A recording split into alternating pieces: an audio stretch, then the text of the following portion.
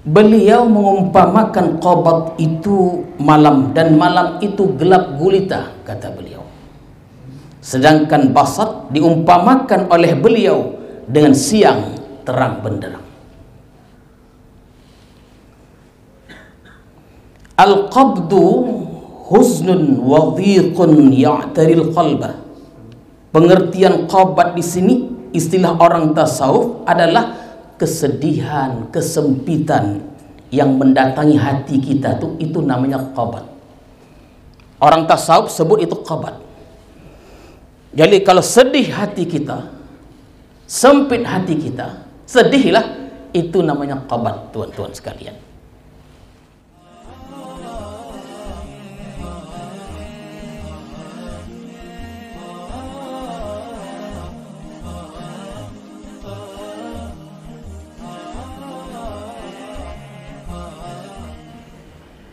Bismillahirrahmanirrahim. Assalamualaikum warahmatullahi wabarakatuh.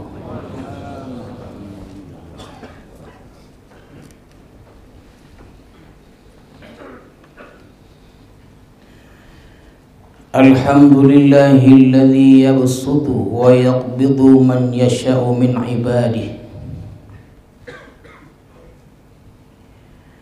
li syuhudi jamalihi wa jalalihi. Ashhadu an la ilaha illallah wahdahu la syarika lahu fi hukmihi wa qada'ihi. Wa ashhadu anna sayyidana Muhammadan abduhu wa rasuluhu wa khatamu anbiya'ihi. Sallallahu wasallam ala sayyidina Muhammadin afdali ahbabihi wa ala alihi wa sahbihi wa zurriyatihi wa atba'ihi salatan wa salaman daimaini mutalazimaini ila yaumi liqa'ihi, amma ba'du. Alhamdulillah, marilah kita bersyukur kepada Allah Subhanahu wa ta'ala yang telah melimpahkan rahmat dan hidayahnya kepada kita semua, sehingga pada malam yang berkah ini kita dapat bertemu kembali untuk meneruskan pengajian kitab hikam kita. Salawat dan salam kita ucapkan dan kita sampaikan kepada Rasulullah sallallahu alaihi wasallam beserta keluarga, para sahabat dan para pengikut-pengikut beliau. Mudah-mudahan kita hadirin sekalian mendapat syafaat Rasulullah di hari kemudian nanti. Amin ya rabbal alamin.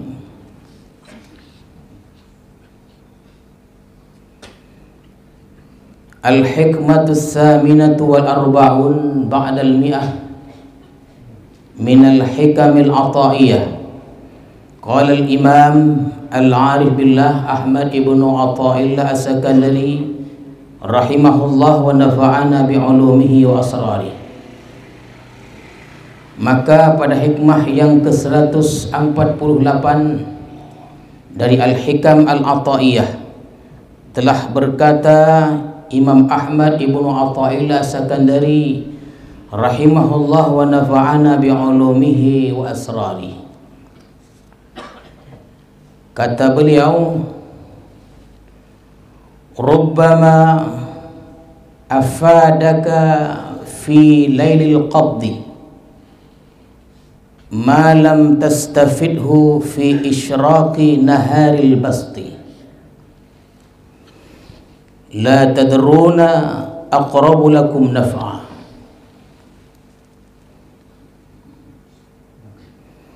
Kadang-kadang Allah memberi kepada engkau faedah atau manfaat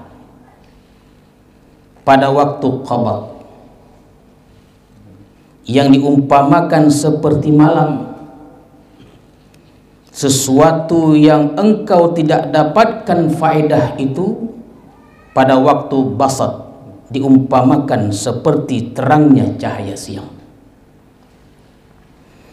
kalian tidak mengetahui siapa jua pun di antaranya yang lebih dekat bagi kamu manfaatnya. Nah, itulah tuan-tuan sekalian, lebih kurang terjemahan hikmah yang ke-148 ini.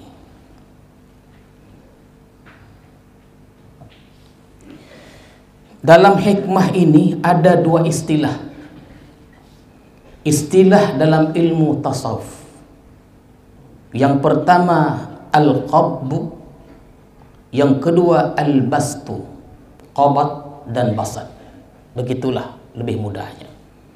Al-qabdu wal bastu, qabad dan basad. Ini dua istilah dalam tasawuf. Qabad ini, al-qabdu, qabad ini artinya dalam bahasa Arab genggam, tuan-tuan sekalian. Menggenggam ini artinya mengqabad ini. Ada istilah yang satu lagi, basad. Tadi qabad, ini basad. Artinya membuka.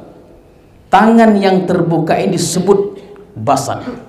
Itu isyarat terbuka itu adalah basad, tuan-tuan sekalian. Dan kalimat basad ini selalu diperdengarkan di Islam ini. Setiap kali seorang pendoa mendoa doa Barzanji, ya basital yadaini bil atiyah. Atau dalam selawat bariyah, ada selawat bariyah, dan itu selalu disebut dalam khutbah Tuan Guru, bunyinya Allahumma ya daimal fadli alal bariyah wa ya basital yadaini bil atiyah ya sahibal mawahibis saniyah salli wa sallim ala sayyidina Muhammadin khairil wara sajiyah waghfir lana ya dhal ula fi hadhihi al-ashiyah. Basad. Jadi Allahumma ya daimal fadli al bariyah ya basid. Dalam Quran pun ada disebutkan al-qabid wal basid, yang menyempitkan, yang melapangkan. Begitu juga artinya itu. Jadi al-qabid itu Allah huwal qabidu wal basid. Allah yang menggenggam, Allah juga yang membuka, menyempitkan dan melapangkan.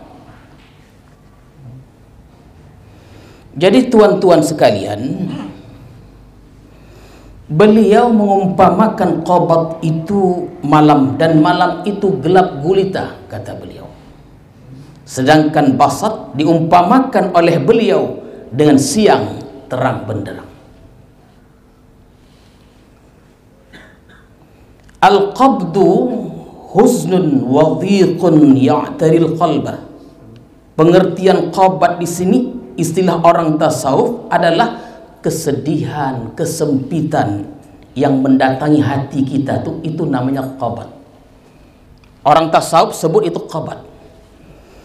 Jadi kalau sedih hati kita, sempit hati kita, sedihlah, itu namanya qabad, tuan-tuan sekalian. Duka cita, kesedihan, kesempitan yang ada dalam hati kita tuh qabad namanya. Al-qabdu.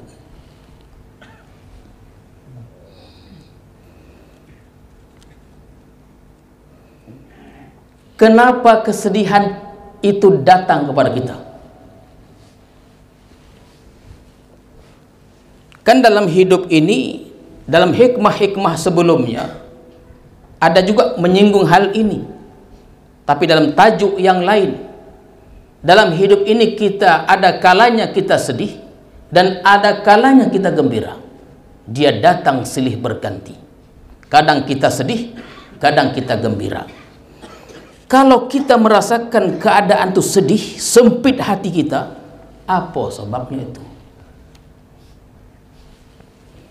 Imma bisababi fawatin marhub. Itu di antaranya. Ada kalanya datangnya keluputan, luput dia, hilang dia, yang kita gemari, yang kita sukai. Hilang, lenyap sesuatu yang kita sukai, yang kita gemari. Baik perkara-perkara yang berkaitan dengan dunia ataupun akhirat. Kita suka akan sesuatu, tetapi sesuatu yang kita suka itu lenyap, hilang dia, sedihlah hati tadi.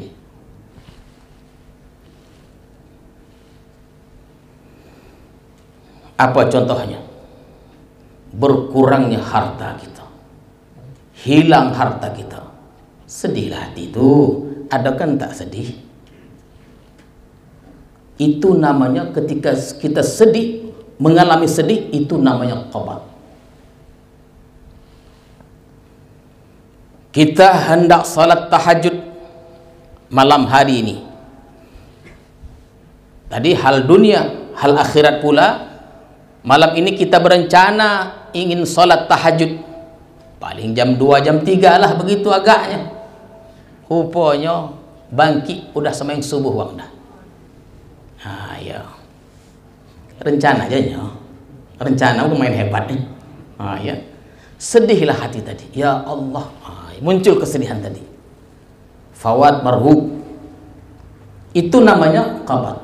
Dan contoh-contoh lainnya. Au adami husuli matlubin, atau sedih hati tadi datangnya akibat tidak ada hasil yang dituntut. Tak ada hasilnya.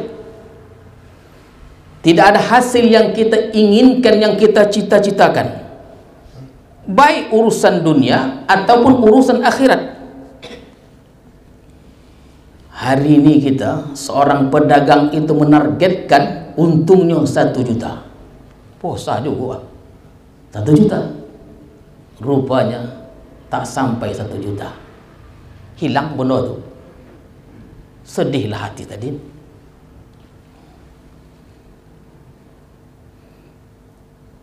Untuk urusan akhirat pula, dia menargetkan 1 minggu dia bisa mengkhatamkan Quran.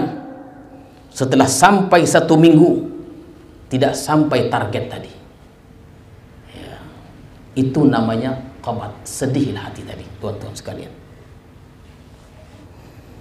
Ya, hidup itu begitulah dia. Ya, 1 hari saya begini, 2 hari begini, mesti ada target-target ya. Ini tak pernah menargetkan apa-apa. Yang penting hidup. Tidak begitu pula dia. Orang yang menargetkan sesuatu tak tercapai targetnya, sedih, itu namanya qabat namanya. Au bi ghairi sababin ma'lum, atau tanpa ada sebab yang diketahui. Tiba-tiba saja hati itu sedih tanpa ada sebab yang diketahui. Sedih aja hati itu. Maka apabila kita merasakan sedih hati, sempit hati kita tanpa ada sebab-sebabnya, tanpa ada penyebabnya, oleh ulama sufi mengatakan itu adalah bekas tajalli kebesaran Allah Subhanahu wa taala. Allah ingin menunjukkan keperkasaannya, lalu masuk ke dalam hati kita. Takut hati kita, takut tak ada sebabnya, tiba-tiba takut saja dan sedih. Padahal secara zahir tidak ada sebab-sebab itu. Hadirin sekalian, wal bastu, adapun basat itu qabat tadi. Wal bastu farhun wa insyirahun ya'taril qalba, imma bisababi husulil matlub aw indifa'i makruh aw bi ghairi sababin ma'lum. Basat itu artinya kegembiraan, keterbukaan, kelapangan yang datang ke dalam hati kita. Ada kalanya ada sebabnya berhasil yang dicari, yang dicita-citakan, kebalikan dari yang tadi, atau terhindar dari hal yang tidak diingini, atau sebab itu datang tanpa sebab diketahui. Hati ini nyaman, lapang, tapi tak ada sebabnya. Jadi tuan-tuan sekalian, basat ini juga ada 3. Ada sebabnya, yaitu berhasil yang dicita-citakan, gembiralah hati. Terhindar dari yang dibenci, gembira hati. Dan tidak ada sebab yang diketahui. Itulah tuan-tuan sekalian, ada qabat dan ada basat. Idza kunta ayyuhal murid bihalil qabdi, apabila engkau wahai seorang murid berada dalam keadaan qabad. Nah, tadi sudah saya katakan, terkadang kita sedih, terkadang kita gembira. Sedih ada sebabnya, gembira ada sebabnya, yang istilahnya qabad dan basad. Oleh karena itu, wahai ayyuhal murid, wahai murid, bila engkau berada dalam keadaan qabad, sedih hati, dan itu akan kita alami. Wahai murid, apabila engkau berada dalam keadaan sedih, sempit hatimu, pokoknya sedihlah, baik ada sebab apa untuk ada sebab, fa'alaika bittama'ninah wal waqar, maka hendaklah engkau wahai murid tenang dan tentram, jangan gelisah. Kita ingin menceritakan hal ihwal, perangai, keadaan orang-orang yang dekat dengan Allah. Macam mana mereka itu, sikap mereka ketika berhadapan dengan sedih dan gembira itu. Kalau bisa kita contoh. Fa'alaika bittama'ninah wal waqar, maka hendaklah engkau tenang, tentram, jangan gelisah. Warruju' ila Allah subhanahu wa ta'ala, dan kembali kepada Allah. Bagaimana caranya kembali kepada Allah? Dengan memperbanyak zikir, selawat, baca Quran, tasbih apa saja, termasuk tasbih Nabi Yunus alaihissalam. Tuan-tuan sekalian, Nabi Yunus ketika hatinya sedih, fi hal qabdi, ketika beliau sedih, sempit hatinya karena beliau berada dalam perut ikan dan di dalam kedalaman yang sangat dalam di laut. Ada yang mengatakan 3 hari 3 malam, bahkan lebih dari 3 hari 3 malam. Apa sikap beliau? Apa yang beliau buat? Adakah beliau gelisah? Tidak. Beliau memperbanyak zikir. Apa zikirnya? Tasbihnya, la ilaha illa anta subhanaka inni kuntu minadh dhalimin.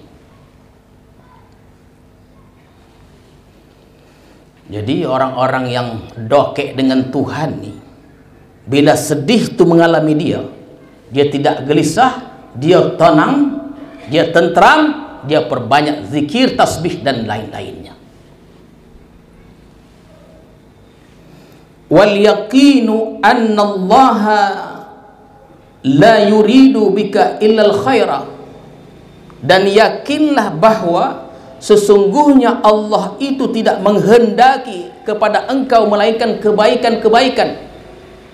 Selalu saya katakan bahwa segala sesuatunya di atas dunia ini baik dan buruk itu dari Allah.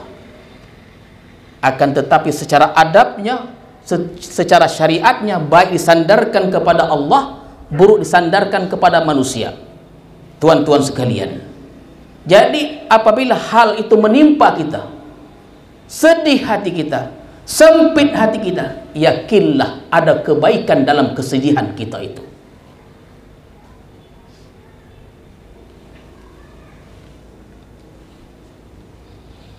Ada kebaikan dalam susahnya kita, dalam sedihnya kita, dalam fitnah orang, dalam dengkinya orang, karena semua itu atas kehendak Allah. Artinya segala sesuatu yang tidak kita sukai, di dalamnya ada kebaikan. Yakinlah. Untuk menanamkan itu pelan-pelanlah. Dan dikatakan, ini jangan salah faham nih. Ini jangan salah faham. Apa katanya? Wala taltafit ilal basti. Apa artinya? Dan jangan engkau menoleh kepada kegembiraan, baik kepada Allah atau kepada makhluk Allah. Di saat engkau sedih, di saat engkau sempit hatimu, jangan meminta kepada Allah, hilangkan Allah kesedihan ini, hilangkan sempitnya hati ini, biarlah aku begini. Jangan minta gembira kepada Allah. Jangan salah paham dulu nih. Macam terkesan Jabariyah pula begitu dia. Tidak begitu. Jangan minta hilangkan kesedihan itu. Jadi Tuhan dibiarkan sajalah. Iya, hajab nih Tuhan ya. Hajab kalau gitu Tuhan ya. Tolong dah Tuhan. Apa sebab kita jangan meminta dilapangkan ketika kita sedih tuh? Apa sebabnya? Wala taltafit ilal basti, jangan engkau menoleh kepada kegembiraan. Kalau engkau sedih, jangan minta lapangkan. Kenapa begitu? tak tahan hati ini Tuan. Karena di waktu kita sedih itu tuan-tuan sekalian, kita mendapatkan sesuatu faedah, baik ilmu atau ma'rifah yang tidak kita dapatkan di waktu basah. Nah, begitulah dia artinya.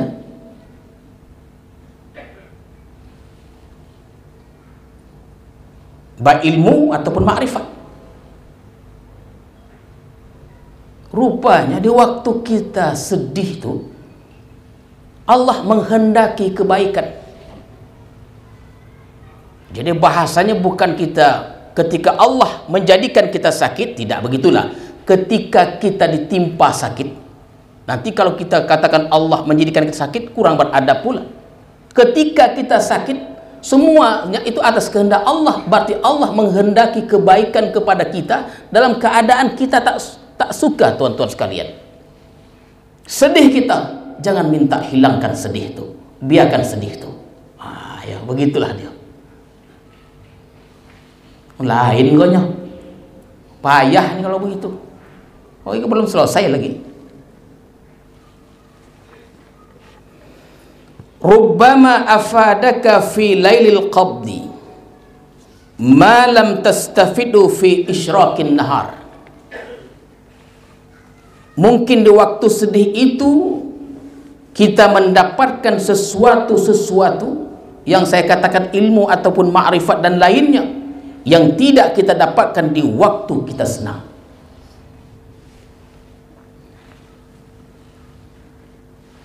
Tunggu sampai Allah yang memindahkan keadaan itu kepada kita. Tunggu aja lah. Atau contohnya begini tuan, lebih mudahnya, tapi ini bukan contoh yang paling tepat dia. Sedihlah kita, meninggallah orang yang kita cintai. Itu kalau sembahyang bisa menangis itu. 1 hari, 2 hari, topek waktu. Topek waktu. Setelah 1 minggu, tak nampak lagi dah batang hidung itu. Tapi takkan ondak kita tiap hari meninggal orang kita cintai pula. Seminggu kau meninggal, besok meninggal lagi, habislah keluarga tu. Dalam kesedihan itu naik khusyuk kita. Khusyuk kita naik. Sembahyang menangis, selama tak pernah bangun di waktu malam, bangun waktu malam. Menebarkan kebaikan-kebaikan itu di waktu qabat. Di waktu basatnya biasa aja dia.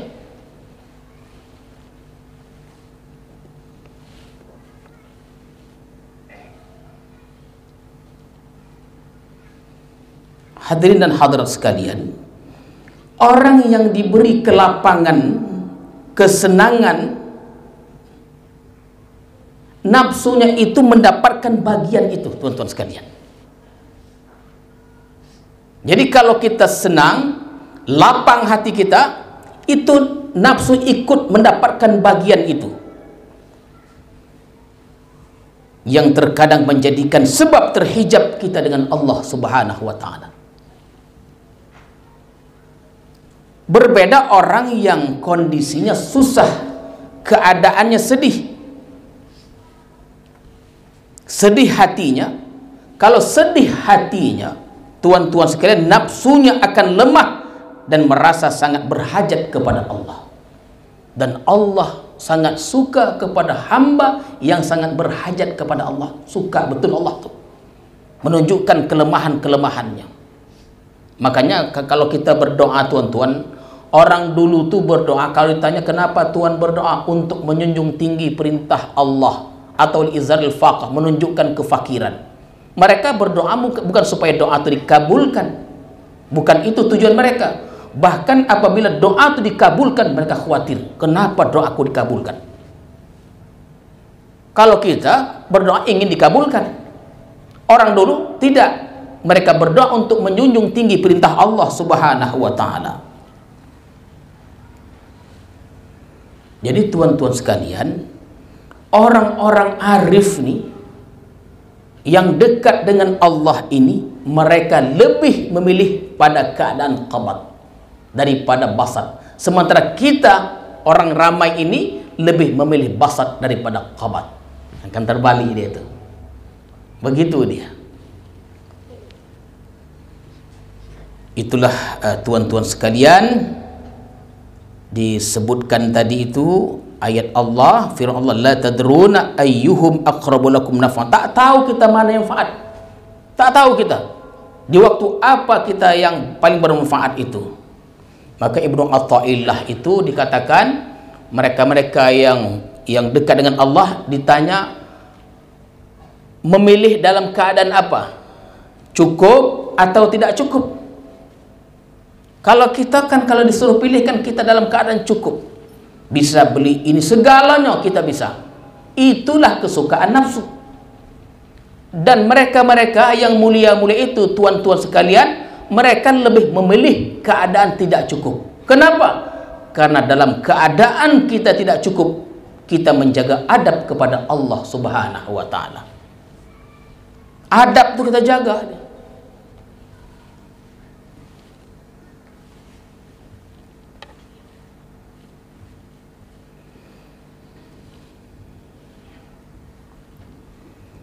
Jadi tuan-tuan sekalian, jadi dalam keadaan kita itu qabad, sedih, tidak kita minta pindahkan, tapi sikap kita adalah dengan memperbanyak zikir, selawat dan lain-lainnya. Tidak meminta tapi berzikir dan lain-lainnya. Karena Rasulullah pernah bersabda, kata Rasulullah, orang yang banyak berzikir pada Allah, baca Quran, Allah akan memberikan lebih daripada orang yang meminta. Tapi karena selama ini kita selalu meminta itu saja, dari dulu-dulunya meminta saja. Padahal pernah kita sebutkan, untuk urusan-urusan dunia ini berzikir itu lebih utama dari meminta. Bukan tidak boleh minta, boleh, kita disuruh meminta. Tapi dalam hal urusan dunia ini, maka perbanyaklah zikir. Kita mendapatkan sesuatu yang menyedihkan kita, dia tidak minta, tapi memperbanyak zikir kepada Allah Subhanahu wa ta'ala.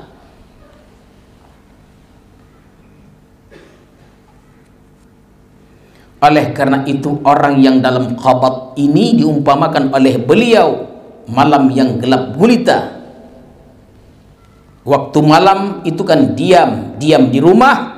Jadi orang dalam qabad itu diam, jangan meminta tapi berzikir kepada Allah Subhanahu wa ta'ala. Saya ulang lagi untuk kenali itu. Dan Nabi Ayub, walaupun ada bantahan terhadap riwayat Nabi Ayub itu, bahwa dikatakan Nabi Ayub itu sakit, tuan-tuan sekalian, sampai ulat menggerogoti kulitnya itu.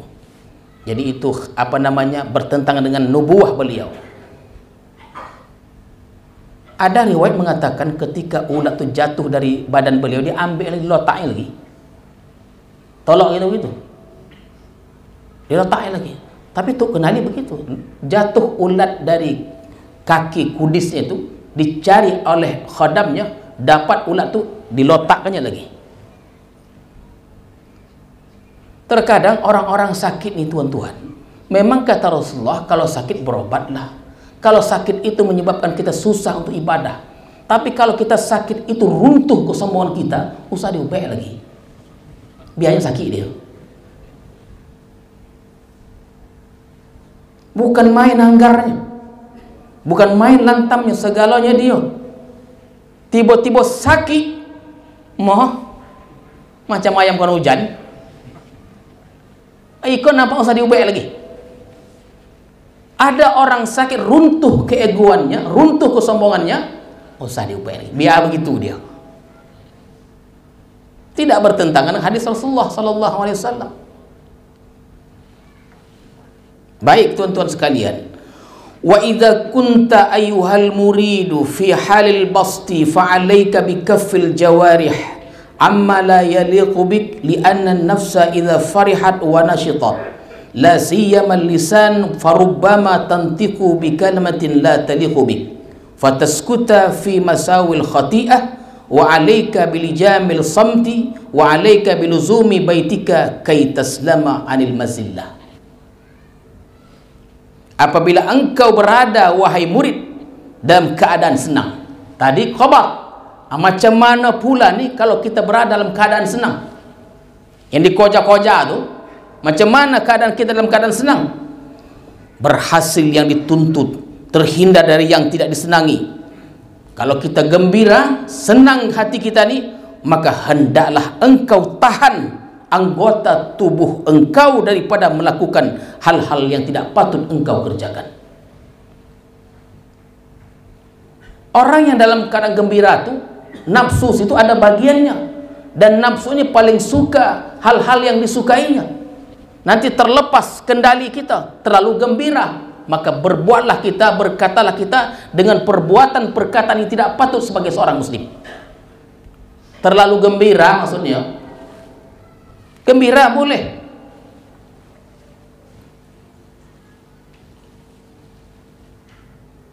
jadi nafsu itu tuan, dia bisa gembira, dia suka, dia menjadi ringan dan rajin untuk berbuat demikian. Oh, ringan dia, nafsu jadi ringan dia karena dia menyukai hal-hal yang disukainya. Ringan nafsu itu, terutama lisan kita. Kalau mendapatkan satu kesenangan, kegembiraan, terlopeh cakap tuh, bercakaplah kita dengan cakap yang tidak patut. Boleh jadi dia menyombongkan dirinya, menunjuk-nunjukkan dan lain-lainnya, dan perkataan itu tidak sesuai untuk dirinya.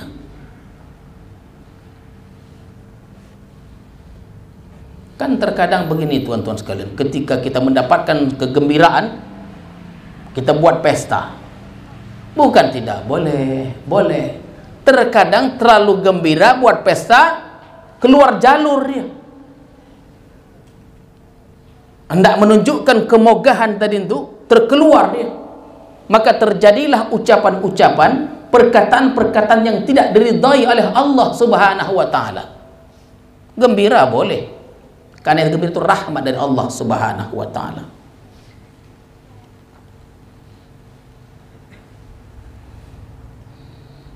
Lulus ujian, udah 7 kali ikut ujian dah, bukan main, bukan sekali 2 kali, 7 kali tak pernah lulus. Yang ke-8 lulus. Wah, ini hati-hati, jangan terlalu gembira semua dibuat. Ya, boleh saya tuan, karena gembiranya hati saya nih, saya panggil anak-anak yatim, atau saya bungkuskan nasi, saya hadiahkan kepada anak yatim. Itulah yang elok, begitulah dia. Asal lulus ya bantai keyboard, mau berdatangan uang hingga satu kampung tuh tak tentu tidur sampai subuh, Saya tuan, waktu saya di Seletar tuh, kan saya cerita di Seletar. Seletar itu di Johor, bagian selatan Johor. Saya diminta untuk menyampaikan ceramah. Saya cakap sama guru saya, iyalah Prof, saya bilang, karena kalau saya tak iya kan bahaya juga saya. Begitu dia, nilai saya rendah nanti. Iyalah, saya sudah tahu, tak ada akan yang mendongai dah. Karena yang saya hadapi itu orang-orang asli suku Seletar namanya. Seminggu saya bersama mereka tidur. Yakin, waktu acara itu tak ada orang datang. Berdakwah tuh masih ada metode dan strategi. Macam mana caranya? Kami undanglah keyboard tadi, habis berdatangan semuanya. Yang saya herannya, dari malam sampai pagi itu semua lagunya lagu dangdut Rhoma Irama. Hebat betul orang asli dia. Selesai jadi dakwahnya melalui keyboard itulah. Anak hikam sana, mana dongau tuh? Apa hikam kau?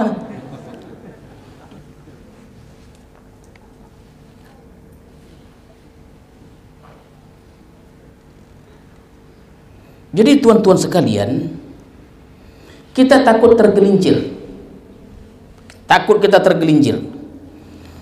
Karena orang-orang yang tergelincir akibat dia terlalu senang itu, tuan-tuan sekalian, orang-orang yang tergelincir itu akibat dia terlalu senang itu lebih banyak dari orang yang tergelincir akibat dia sedih. Orang yang senang itu lebih banyak tergelincirnya daripada orang yang sedih. Itulah maksud Mereka lebih suka dalam keadaan yang tidak cukup. Kenapa? Karena dalam keadaan tidak cukup itulah tuan-tuan sekalian, kita bisa menjaga adab-adab kepada Allah Subhanahu wa ta'ala. Sedih saya tuan, tak ada duit saya. Sedih tu. Tak ada kerja, duit tak ada. Mah kena sah lah. Mana lagi? Begitu dikasih duit, tak nampak lagi dia. Artinya tak berduit itu lebih elok dari yang berduit. Cuba ditanya pada hamba tu, tuan, anda berduit, tak berduit? Anda berduit juga. Begitulah dia manusia ni.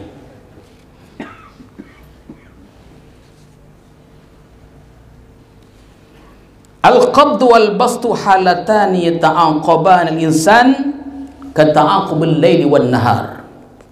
Qabad dan basat, sedih dan senang, dua keadaan silih berganti atas manusia seperti silih bergantinya antara malam dan siang. Sedih dan gembira tu akan datang silih berganti kepada kita. Jangan kita menganggap remeh orang yang dalam keadaan sedih. Jangan. Dan jangan kita terlalu hebat dalam menasihati orang yang sedih tu, karena kita bakal sedih juga. Aduh, dia sabarlah ya, meninggal dia. Sabarlah, ini udah takdir Allah. Innallah mas-sabirin.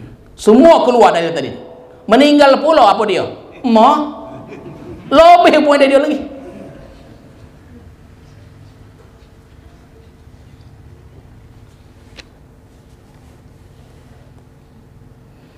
Tadi sudah saya sampaikan, wal qabdu la hadza fin nafsi. Qabad, sedih itu nafsu tidak ada bagiannya.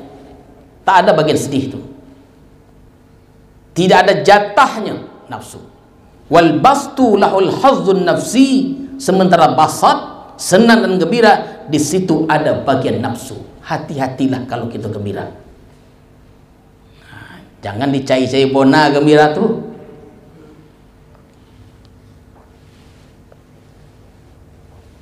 Jadi nafsu itu dia tuan-tuan sekalian, nafsu paling suka kepada hal-hal yang hal-hal yang disukainya. Jadi kalau kita menahan hal-hal yang kita sukai, itu satu ibadah tersendiri. Faham tuan-tuan? Nafsu itu adalah suka dia terhadap hal-hal yang disukai. Kalau kita belajar dan bisa menahan diri kita dari hal-hal yang kita sukai, yang disukai nafsu, itu adalah ibadah yang tersendiri.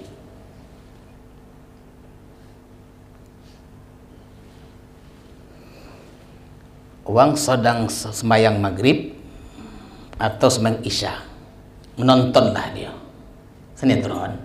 Di situ azan, situ bersodap judulnya tuh. Tengok. Itu kegemaran nafsu. Kalau kita lawan kegemaran itu, ibadah yang tersendiri. Dan itu mesti dilatih tuan-tuan sekalian. Tak boleh tidak ada. Yang terakhir, waqad yastafidul 'abdu fi hadzal nafsi ma la yastafid fi hal qabdi. Terkadang seorang hamba itu bisa mendapatkan sesuatu faedah di waktu qabad, sesuatu yang tidak dia dapatkan di waktu basat. Begitulah tuan-tuan serta hadirin sekalian. Kita tutup, wa asa an takrahu syai'an wa huwa syarrun wa huwa khairul lakum, wa asa an tuhibbu syai'an wa huwa syarrun lakum wallahu ya'lam wa antum la ta'lamun.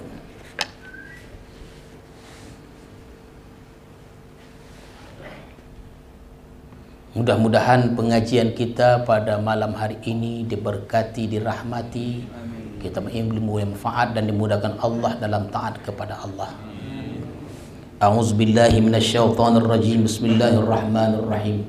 Allahumma zidna ilma warzuqna fahma walhiqna bis-salihin. Allahumma ij'al jam'ana hadza jam'an marhuma wa tafarruqan ba'di tafarruqan ma'suma. Wa sallallahu ala sayyidina Muhammadin wa ala alihi wa sahbihi ajma'in. Walhamdulillahi rabbil alamin. Assalamualaikum warahmatullahi wabarakatuh.